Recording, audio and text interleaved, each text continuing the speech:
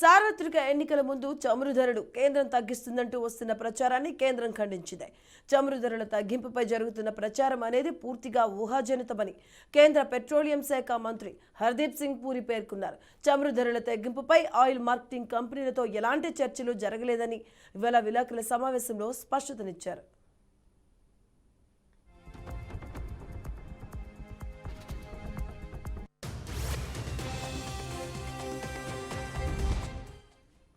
ఓవైపు అంతర్జాతీయంగా చమురు ధరలు తగ్గడం, మరోవైపు సార్వత్రిక ఎన్నికలు దగ్గర పడుతూ ఉండడంతో కేంద్రం పెట్రోల్, డీజిల్ ధరలు తగ్గిస్తుందంటూ వార్తలు వస్తున్నాయి.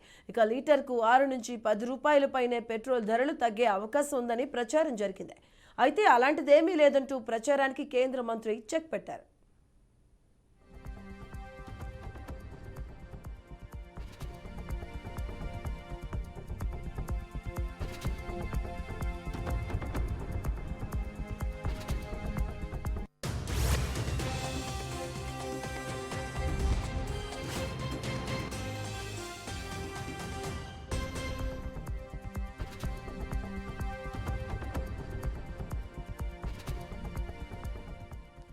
ప్రపంచ మార్కెట్లో ఎప్పటికప్పుడు చమురు ధరలు తీవ్రమైన ఒడిదుడుకులు ఎదుర్కొంటూ ఉంటాయని కేంద్ర మంత్రి చెప్పుకొచ్చారు.